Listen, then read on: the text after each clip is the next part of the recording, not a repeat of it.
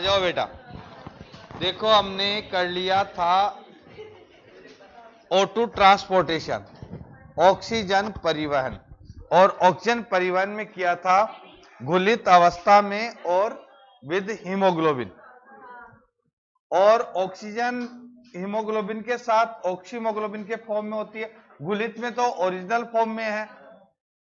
तो वो ऑक्सीजन क्या करती है, टिश्यू में पहुंचकर डिसोसिएशन हो जाता है ऑक्सीमोग्लोबिन का, ऑक्सीजन मुक्त हो जाती है, और मुक्त होकर के ऑक्सीजन क्या करती है, फूड के साथ ऑक्सीडेशन करती है, जो आपका वो चलता है ना ग्लाइकोलाइसिस क्रेब्स साइकिल।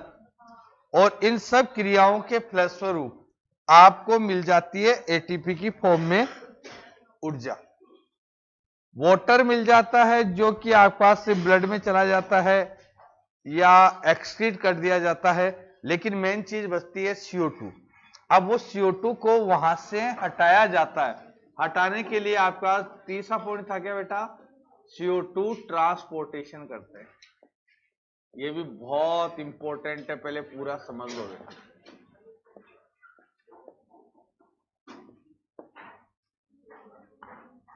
हिंदी में चाहो तो CO2 परिवहन।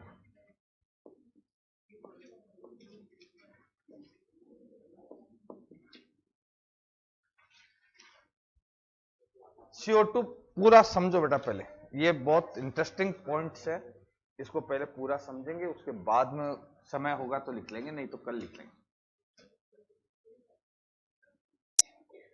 ये 3 प्रकार से होता है बेटा, ये 3 प्रकार से होता है। पहला होता है इनसोल्यूबल फॉर्म, इन अलग है, सोल्यूबल अलग है। मतलब कहे इसके लिए लिखेंगे अपन, घुलित नहीं लिखेंगे, हर शब्दों का अंतर है।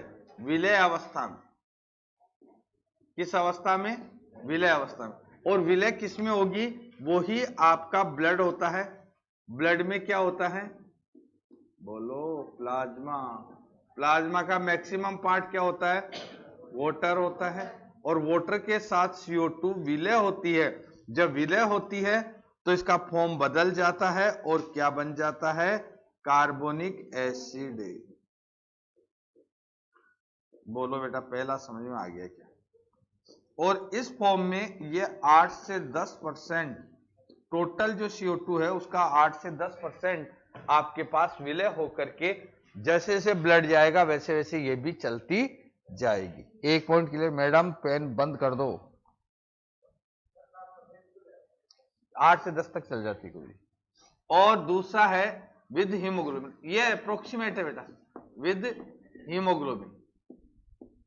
हीमोग्लोबिन, हीमोग्लोबिन के साथ क्या होगा, हीमोग्लोबिन है यहां से 18 से 22%,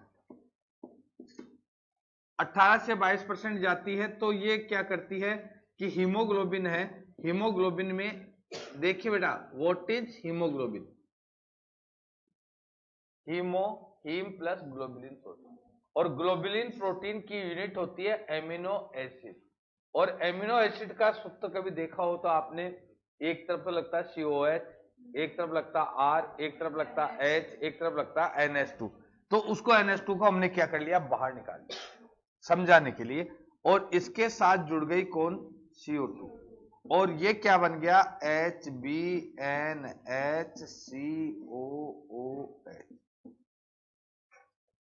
NH2 के बीच में CO2 जुड़ गया और ये बना गया क्या, कार्ब एमिनो हीमोग्लोबिन।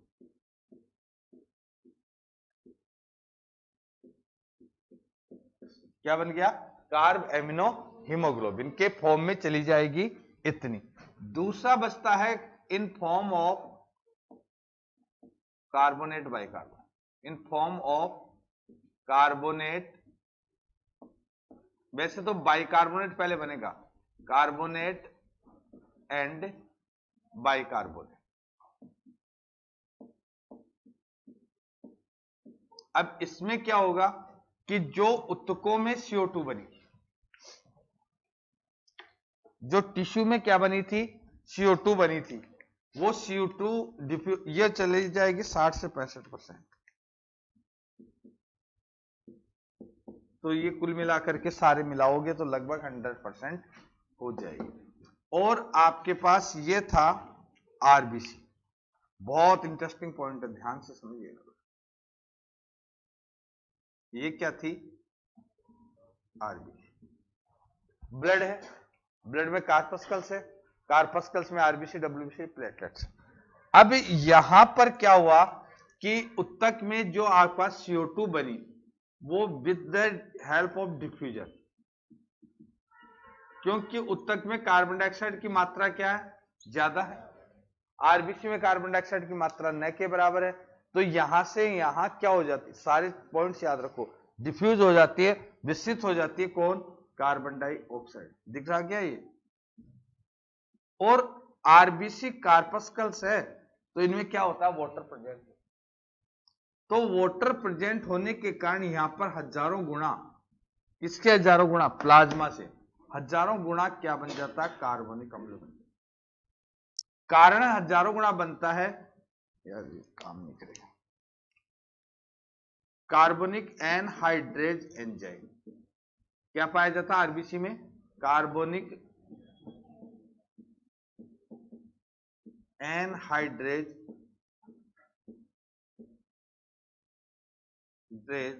एंजाइम, जिसके कारण हजारों गुना कार्बनिक अम्ल बन जाता है। अब बहुत काम कीजिए, कार्बनिक अम्ल अनस्टेबल कंपाउंड होता है, तो यह बनने के साथ ही टूट जाता है। काय में? H+ में प्लस HCO3- में। ये बाइकार्बोनेट पहले इसलिए आता है, लेकिन अगर लंबे समय रहता है, टूटता नहीं लेकिन लंबे समय रहता है, तो ये भी टूट सकता है। किसमें? H+ और CO3-2। इस प्रकार से आरबीसी में किसकी सांद्रता बढ़ जाती है? H+ आयनों की। और H+ आयनों की सांद्रता क्या कहलाती है? 2 दिन पहले ही बताया था, मतलब पीएच कहलाती है। और H की कंसंट्रेशन ज्यादा होती है तो क्या कहलाती है? एसिडिक कहलाती है। अब दूसरी तरफ हम एक बात कहते हैं, blood is a buffer solution. You know that about buffer solution? English का वर्ड है। बफर सिस्टम तो जानते हो, वो तो चल रहा होगा अभी शादियों में है? लेकिन बफर सॉल्यूशन क्या होता है? बफर सिस्टम तो सब जानते हैं, खड़े खड़े खाना खाना। तो बफर सॉल्यूशन क्या है? नहीं, हाँ, क्या बोला? हाँ। भोली भोली याद तो आ रही, लेकिन एक्चुअल आंसर नहीं आ रहा। देखो बेटा,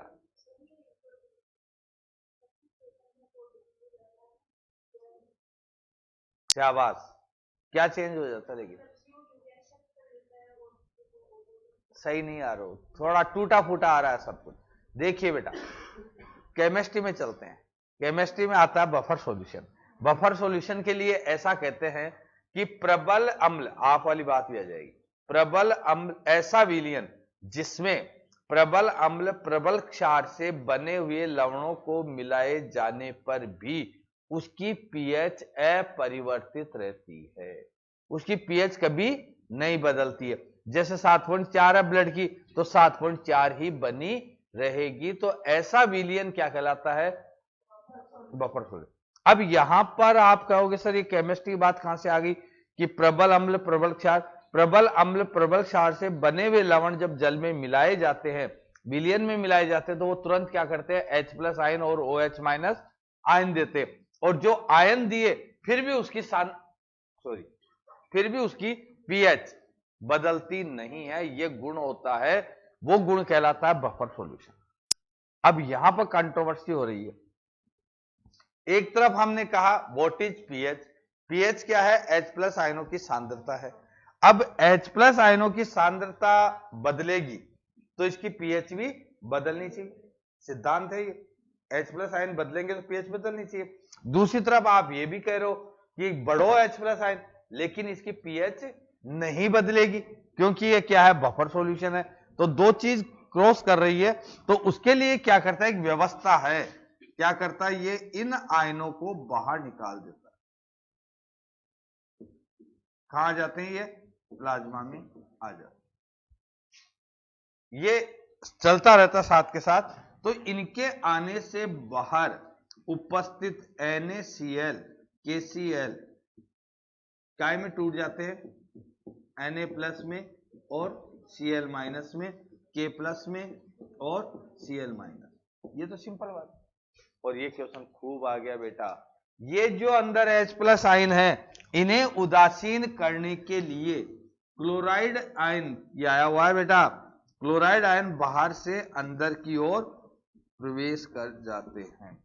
प्लाज्मा से क्लोराइड आयन आरबीसी में प्रवेश कर H प्लस आयनों को उदासीन करते हैं। तो इनका जो प्रवेश करना होता है वो क्वेश्चन आया है, क्लोराइड शिफ्ट कहलाता है, क्लोराइड विस्थापन कहलाता है, और इसी को क्या कहते हैं, हैमबर्गर प्रक्रम भी कहते हैं। दोनों इंपॉर्टेंट नाम है, याद रखना।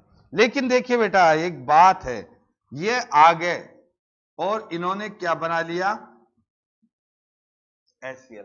प्रॉब्लम वहीं खड़ी है, क्योंकि HCl खुद एक प्रबल अम्ल है, और प्रबल अम्ल किसे कहा जाता है, ऐसे अम्ल जो तुरंत H प्लस आयन दे दे वो क्या कहलाते, प्रबल अम्ल। ये HCl तो बन गया, दिन ये टूट के वापस H प्लस आयन दे देगा, नहीं। इसको रोकने के लिए क्या होता है, इधर प्लाज्मा में क्या होता है, NaOH और KOH पाया जाता है। वो क्या करता है, HCl से क्रिया करता है, इसके कारण क्या बन जाता है, NaCl KCl बन जाता है। ये NaCl KCl यहां से लिए थे, इसको वापस दे देता है। इधर इसके साथ साथ क्या बनेगा, वाटर बन जाता है, वाटर यहां से लिया था, इसको दे दिया जाता है। जिसको जो चीज ली थी उसको वापस रीगेन हो जाता है, इसलिए इसकी कोई कमी नहीं होती। अन्यथा थोड़ी देर के अंदर ये तो खत्म हो जाएगा, अगर ये भरेंगे नहीं तो इसका पानी सूख जाएगा। जो आज हो रहा है, धरती में से क्या कर रो, निकाल ही निकाल रो, बरसात उतनी हो नहीं रही कंपेरेटिवली, तो पानी का स्तर नीचे जा रहा है, तो आरबीसी सूख करके खत्म हो जाएगी, तो ये तो बहुत बड़ा नुकसान हो जाएगा, डेथ हो जाएगी प्राणी।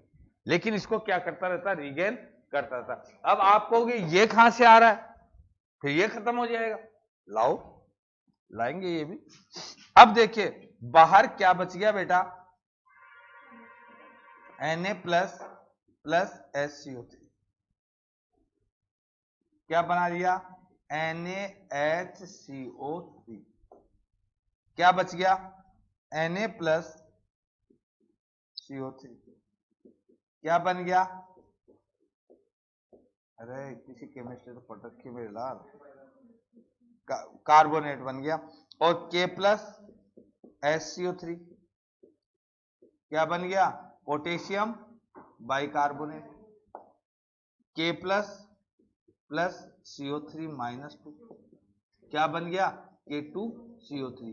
क्या बन गए क्या इनका, कार्बोनेट और bicarbonate, sodium carbonate sodium bicarbonate, potassium carbonate potassium bicarbonate. और ये कार्बोनेट बाइकार्बोनेट की फॉर्म में जैसे जैसे ब्लड जाएगा वैसे वैसे ये चले जाएंगे, कहां पर, इन लंग्स। भाई ब्लड के साथ पहुंच गए कहां पर, लंग्स में।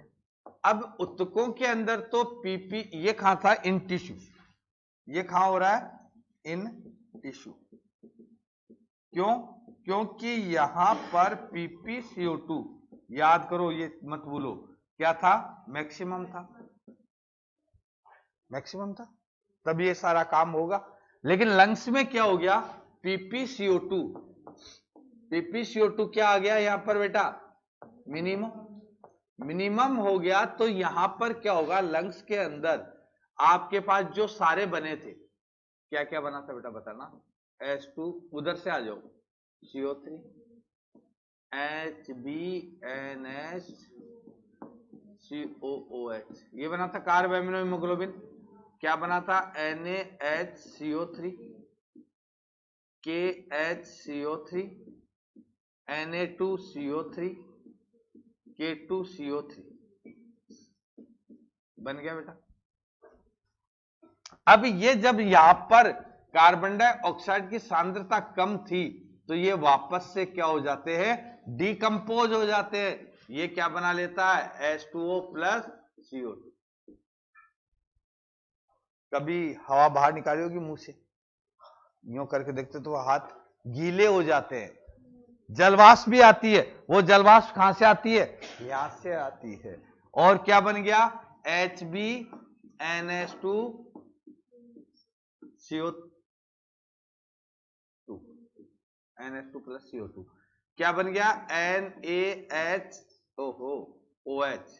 प्लस CO2 क्या बन गया, KOH plus CO2 K2O Na2O plus CO2 K2O plus CO2। आज तो बॉडी अलग लग रहा तुम्हें, है ना, जूलॉजी का लग ही नहीं रहा। और इस प्रकार से ये सब होने से CO2 अपने यौगिकों से क्या हो गई बेटा, मुक्त हो गई। और ये कहां चली गई, एल्वियोली। और एल्वियोली से क्या हो गया, एक्सपायरेशन। और एक्सपायरेशन से कहां आ गई CO2, एक्सटर्नल एनवायरमेंट में आ गई CO2 और आपका काम हो गया खत्म। बोलो बेटा, बैठ गया या नहीं, नहीं बेटा, अरे यार इतनी मेहनत करी फिर तो वापस। लेकिन ये जो इसके यौगिकों का ब्रेकडाउन हुआ, इसका भी क्वेश्चन आता है, क्या कहलाता है, ये कहलाता है हेल्डेन इफेक्ट, हल्दाने प्रभाव। इसका भी क्वेश्चन आता है, हेल्डेन इफेक्ट यानी हल्दाने प्रभाव। एक बार वापस समझ लो क्योंकि कुछ ज्यादा केमिस्ट्री हो गई आज। CO2 बनी उत्तकों में, उत्तकों में CO2 की कंसंट्रेशन थी ज्यादा, इसलिए CO2 वहां से डिफ्यूज होकर के पहुंच गई किसमें, आरबीसी में। आरबीसी में ऑलरेडी जल उपस्थित था, उस जल ने CO2 से क्रिया की, बनाया कार्बोनिक अम्ल। यहां पर कार्बोनिक अम्ल प्लाज्मा की तुलना में हजारों गुना अधिक बनता है क्योंकि यहां पर कार्बोनिक एनहाइड्रेज एंजाइम पाया जाता है। इंपॉर्टेंट है, एंजाइम याद रखना। कार्बोनिक एनहाइड्रेज एंजाइम पाया जाता है जिससे H2CO3 बनता है, लेकिन H2CO3 अनस्टेबल कंपाउंड होता है, अतः ये H plus SCO3 H plus SCO3 -2 में टूट जाता है। इस प्रकार इसके टूटने से आरबीसी में H प्लस आयनों की सांद्रता बढ़ जाती है जो कि आरबीसी के बफर तंत्र को डिस्टर्ब कर सकती है। अतः इसको डिस्टर्ब करने से बचाने के लिए आरबीसी से कार्बोनेट बाइकार्बोनेट आयन बाहर आ जाते हैं। बाहर आकर उपस्थित प्लाज्मा में या तो ऑलरेडी ये स्वतंत्र अवस्था में होंगे प्लाज्मा में, या ऐसी अपन ब्लड पढ़ा थोड़े, अभी ब्लड पढ़ेंगे तो उसमें NaCl KCl phosphate sulphate bicarbonate carbonate सभी चीजें उपस्थित होती है। तो ये टूट जाते हैं, टूट करके यहां से क्लोराइड आयन आरबीसी में प्रवेश करते हैं जो क्लोराइड शिफ्टिंग या हैमबर्गर प्रक्रम कहलाता। अंदर जाके HCl से क्रिया करता है, HCl बन Cl से क्रिया करता है H और HCl बन जाता है। HCl भी आकाशिक प्रबल अम्ल है, ये टूट करके तुरंत H प्लस आयन देगा, अतः ये प्लाज्मा में उपस्थित NaOH और KOH से क्रिया करता है जिससे NaCl KCl और जल का निर्माण होता है। ये चीजें जहां से ली थी वहां पर वापस दे दी जाती है जिससे उनकी कंसंट्रेशन मेंटेन रह जाती है। और बाहर प्लाज्मा में sodium potassium carbonate bicarbonate ion होते हैं, जो यही है ना, ये तो केमिस्ट्री में पढ़ा छोटी क्लासों में, 11 प्लस और माइनस तुरंत अपने आप क्रिया करते हैं, ये प्लस है ये माइनस है, आपस में क्रिया करते हैं, इनके यौगिक बनाते। इस प्रकार रुधिर के प्लाज्मा के अंदर NaSCO3 Na2CO3 KSCO3 K2CO3 NaH HbNH और कार्बनिक अम्ल पाए जाते हैं। ये सारे के सारे जैसे ब्लड जैसे जैसे उत्तकों से फेफड़ों तक आता है तो ये कहां आ जाता है, लंग्स के अंदर आ जाता है। लंग्स में CO2 की सांद्रता या पार्शियल प्रेशर कम होता है जिस कारण से कार्बन डाइऑक्साइड के यौगिकों से कार्बन डाइऑक्साइड को मुक्त किया जाता है और इसके मुक्त करने की क्रिया क्या कहलाती है? हल्दाने प्रभाव कहलाती है। मुक्त करके गैस एक्सचेंज की क्रिया द्वारा, अभी ये काई में है, ब्लड में ही है, वो जो ब्लड कैपिलरी थी उसमें ये सारा काम होता है, तो फिर गैस एक्सचेंज द्वारा किस में आ जाती है? एल्वियोली में आ जाती है और एल्वियोली उसे एक्सपायरेशन द्वारा बाहर निकाल। बोलो बेटा, अब इसको लिख लो, उतारने का काम तो मेरे जाने के बाद ही कर लेना। तो अपना एक टॉपिक कल, एक अभी इसके बहुत अच्छे डेटा आएंगे, वो भी बहुत काम के होंगे, कल लिखा देंगे। लिखो, हाँ नाप लो इसको पूरा। गायब हो गए, इतने दिन नहीं आ रहे थे, क्यों? घर गए थे, वो भी जरूरी। कहाँ पे? कोटपुतली, तो पास में ही। कोई प्रोग्राम था क्या? तो हमें ही बुला लेते, गिफ्ट तो दे आते, जितना खाते उससे ज्यादा दे के आते बेटा। अब बुला लेना। चलो आओ बेटा, लिखो CO2 ट्रांसपोर्टेशन, वो तो लिख ही दिया था अपन ने वहां तक, तो CO2 का निर्माण होता है। और ये लिखा दिया था शायद, CO2 ट्रांसपोर्टेशन निम्न 3 विधियों द्वारा संपन्न होता है। हेडिंग लगाओ तो CO2 ट्रांसपोर्टेशन। उत्तकों में बनी कार्बन डाइऑक्साइड, उत्तकों में बनी कार्बन डाइऑक्साइड निम्न 3 रूपों में परिवहित की जाती है।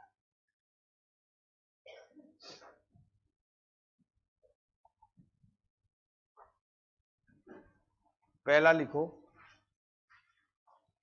Insoluble form. इनसोल्यूबल मत लिखना, इन अलग लिखना, सोल्यूबल अलग, विलय अवस्था में।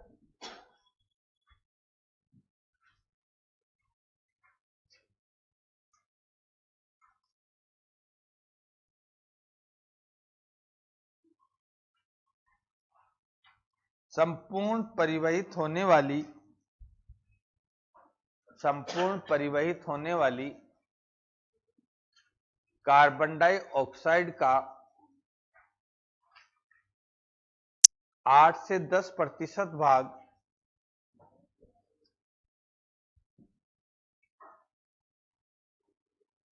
प्लाज्मा के जल में विलय होकर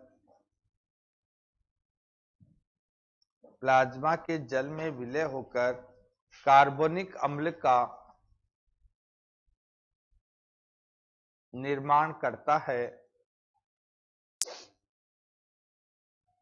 प्लाज्मा के जल में विलय होकर कार्बोनिक अम्ल का निर्माण करता है एवं इस रूप में CO2 को परिवहित किया जाता है, ट्रांसपोर्ट किया जाता है। In this form CO2 transported, इस रूप में CO2 को ट्रांसपोर्ट किया जाता है, परिवहित किया जाता है।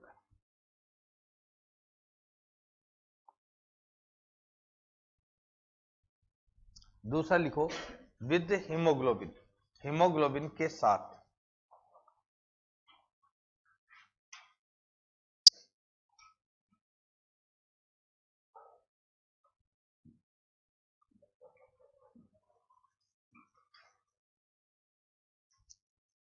संपूर्ण परिवहित होने वाली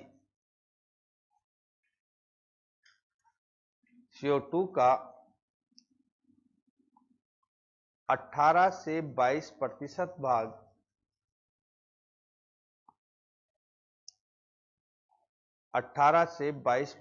भाग हीमोग्लोबिन के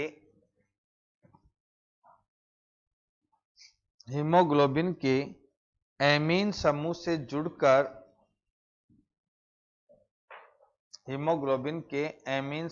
जुड़कर कार्ब एमिनो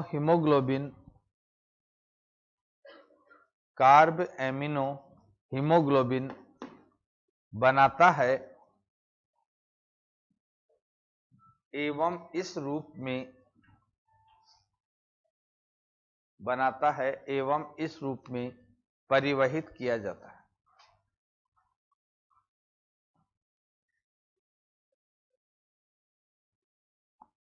परिवहित किया जाता है।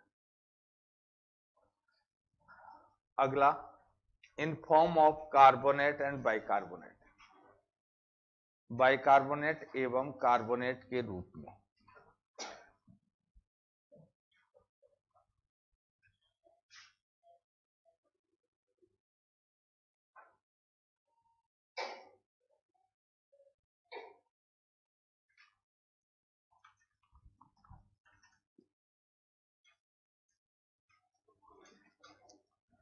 कार्बोनेट एवं बाइकार्बोनेट के रूप में 60 से 65%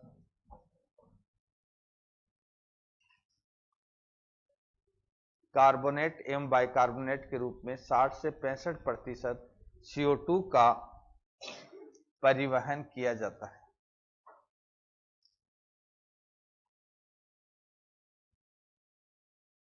इसके लिए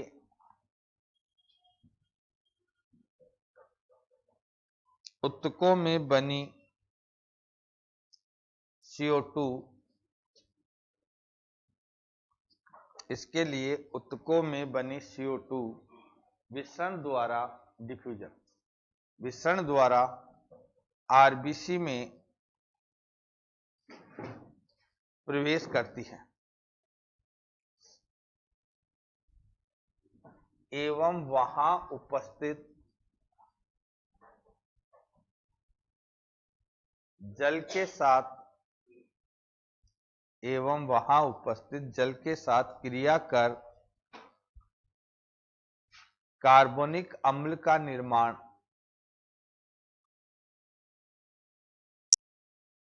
प्लाज्मा की तुलना में, वहां उपस्थित जल से क्रिया कर कार्बोनिक अम्ल का निर्माण प्लाज्मा की तुलना में हजारों गुना अधिक करती है।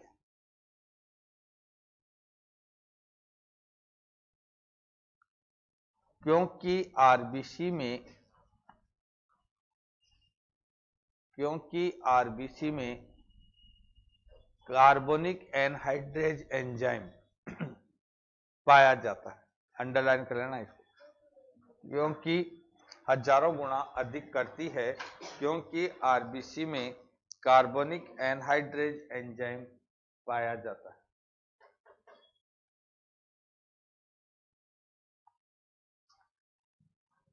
कार्बोनिक अम्ल अनस्टेबल, अस्थायी होता है,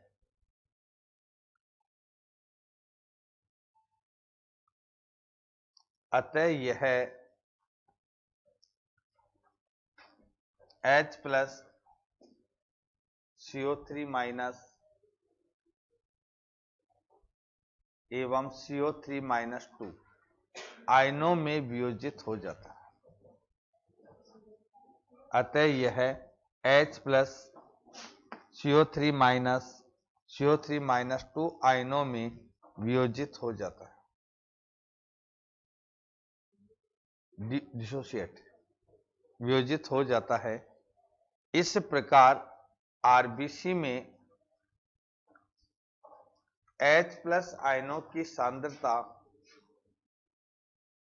इस प्रकार आरबीसी में H+ आयनों की सांद्रता अधिक हो जाने से इसका बफर तंत्र, अंडरलाइन कर लेना, H+ आयनों की सांद्रता अधिक हो जाने से इसका बफर तंत्र डिस्टर्ब हो सकता है।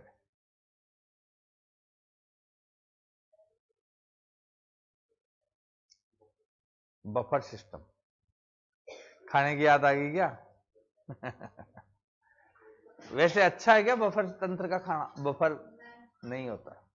जो खाने का तरीका पंगत में बैठ के, पत्तल में बैठ के लिया जाता है, वो देखो उसका भी साइंटिफिक रीजन है। बफर तंत्र में आप सीधे खड़े हैं यार, ये कोई पोस्चर ही नहीं है खाना खाने का। आप बैठते हो, एक निश्चित पोस्चर होता है, बार बार उसको खाने के लिए आगे पीछे झुकते हो, तो आपका बॉडी मूव करता है, उसे अच्छा खाया जाता है। अब वो तो क्या है कि एक सिस्टम इजी गोइंग चला दिया, तो क्या बेटा अपन चूक जाएंगे? क्या हो गया?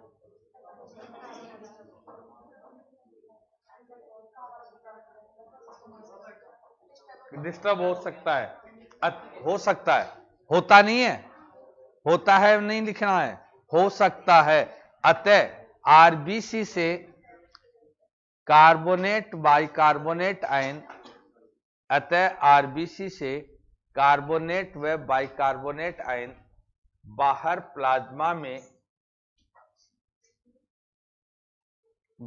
प्लाज्मा में आकर NaCl KCl का वियोजन करते हैं। बाहर प्लाज्मा में आकर NaCl KCl का वियोजन करते हैं। इस प्रकार बने Cl minus ion, NaCl KCl का वियोजन करेंगे तो क्या बन जाएंगे? Cl minus ion. इस प्रकार बने Cl माइनस आयन वियोजन, डिसोसिएशन,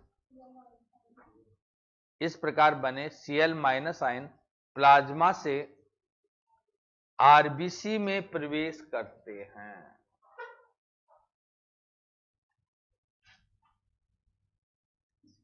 जिसे क्लोराइड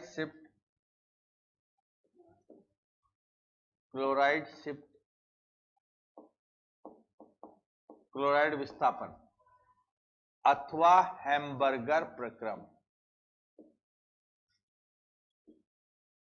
बर्गर प्रोसेस, क्लोराइड विस्थापन अथवा हैम्बर्गर प्रक्रम कहा जाता है। बहुत इंपॉर्टेंट है, 2 बार 3 बार ये क्वेश्चन आ चुका तुम्हारे। क्लोराइड विस्थापन या हैम्बर्गर प्रक्रम कहा जाता है। अंदर पहुंचे Cl आयन, अंदर पहुंचे Cl minus ion H plus आयनों के साथ, अंदर पहुंचे क्लोराइड आयन H प्लस आयनों के साथ क्रिया कर HCl बनाते हैं, जो एक प्रबल अम्ल होता है, स्ट्रॉन्ग एसिड, जो एक प्रबल अम्ल स्ट्रॉन्ग एसिड होता है। यह प्लाज्मा में उपस्थित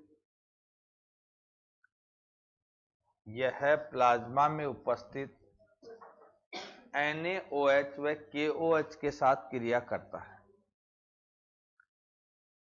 प्लाज्मा में उपस्थित NaOH और KOH के साथ क्रिया करता है,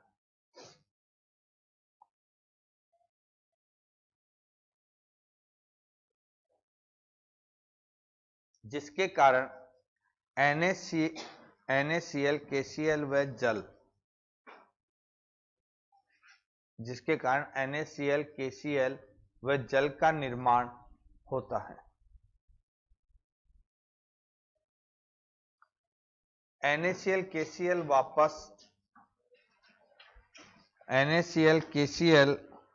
वापस प्लाज्मा को एवं जल आरबीसी को दे दिया जाता है।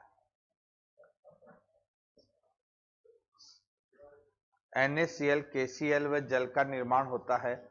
NaCl KCl प्लाज्मा को एवं जल आरबीसी को दे दिया जाता है।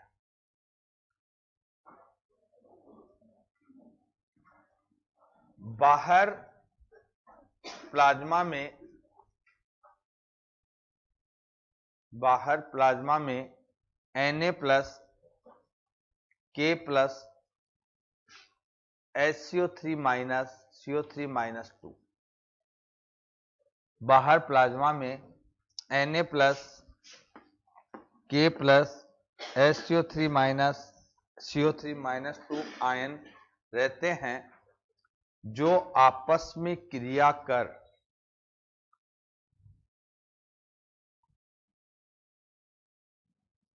जो आपस में क्रिया कर सोडियम पोटेशियम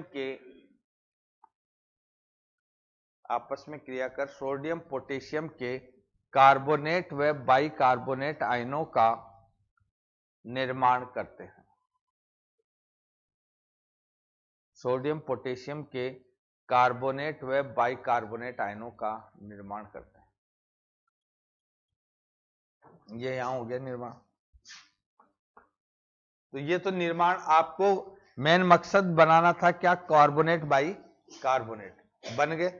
अब आप पैरा चेंज कर दो। उपरोक्त प्रकार से बने, उपरोक्त निम्न वालों को तो फॉलोइंग बोलते हैं, वेरियस। उपरोक्त प्रकार से बने कार्बन डाइऑक्साइड के विभिन्न यौगिक रुधिर के साथ उत्तकों से, विभिन्न यौगिक रुधिर के साथ उत्तकों से फेफड़ों तक पहुंचा दिए जाते हैं। From tissue to lungs. आज के टॉपिक में से एक क्वेश्चन पक्का आता है बेटा, उत्तकों से फेफड़ों तक पहुंचा दिए जाते हैं, लंग्स तक, जहां पर कार्बन डाइऑक्साइड का आंशिक दाब, partial pressure of CO2, carbon dioxide का आंशिक दाब कम पाया जाता है, अतः लंग्स में CO2 का पार्शियल प्रेशर कम पाया जाता है, अतः लंग्स में CO2 के विभिन्न यौगिक, अतः लंग्स में CO2 के विभिन्न यौगिक वियोजित होकर CO2 को मुक्त करते हैं, डिसोशिएट होकर CO2 को मुक्त करते हैं। इसे हेल्डन इफेक्ट अथवा हल्दाने प्रभाव,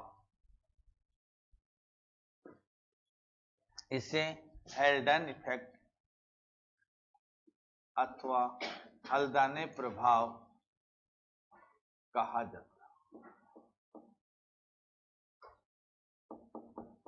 अब ये तो मैंने आपको इसकी थ्योरी लिखा दी, जो चीज समझाई थी वो थ्योरी पूरी हो गई। अब आप इसको उतार लो। कल अपन इसकी बहुत अच्छा टॉपिक है वॉल्यूम कैपेसिटी, वहां से भी एक क्वेश्चन की संभावना बनती है। इससे क्वेश्चन बनेगा जो chloride shift, hamburger process, हेल्डन effect, carbonic anhydrase enzyme, carb amino haemoglobin, यहां से क्वेश्चनों की संभावनाएं होती है।